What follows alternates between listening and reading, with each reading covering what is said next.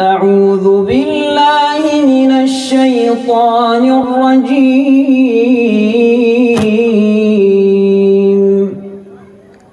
بسم الله الرحمن الرحيم. وجعلنا الليل والنهار آيتين فمحونا آية الليل وجعلنا آية النهار مبصرة لتبتغوا فضلا من ربكم ولتعلموا عدد السنين والحساب وكل شيء فصلناه تفصيلا وكل إنسان ألزمناه طائره في عنقه ونخرج له يوم القيامة كتابا يلقاه منشورا اقرأ كتابك كفى بنفسك اليوم عليك حسيبا من اهتدى فإنما يهتدي لنفسه ومن ضل فإنما يضل عليها ولا تزر وازرة وزر أخرى وما كنا معذبين حتى نبعث رسولا وإذا أردنا أن نهلك قرية أمرنا متر فيها ففسقوا فيها فحق عليها القول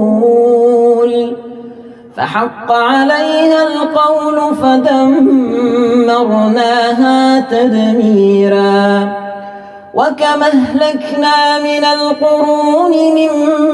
بعد نوح وكفى بربك بذنوب عباده خبيرا بصيرا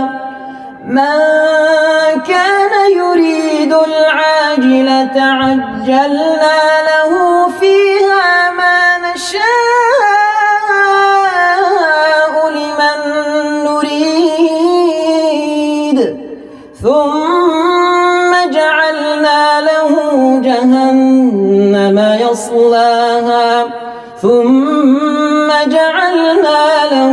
جهنم يصلاها مذموما مدحورا ومن أراد الآخرة وسعى لها سعيها وهو مؤمن فأولئك كان سعيهم مشكورا كلا نمد هؤلاء وهؤلاء من عطاء ربك وما كان عطاء ربك محظورا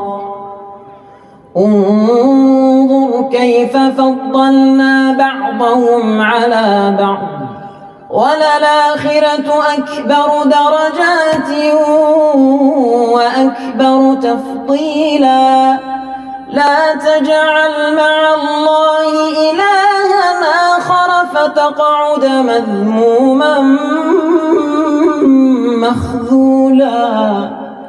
وقضى ربك ألا تعبدوا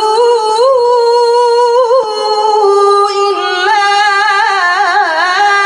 إياه وبالوالدين إحسانا إما يبلغن عندك الكبر أحدهما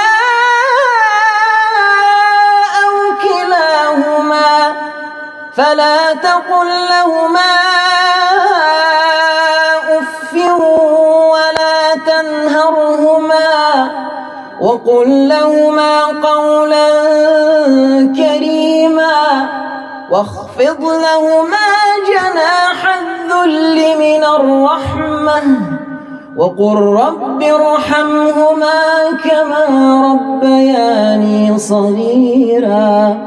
ربكم أعلم بما في نفوسكم إن تكونوا صالحين فإنه كان للأوابين غفورا. صدق الله العظيم.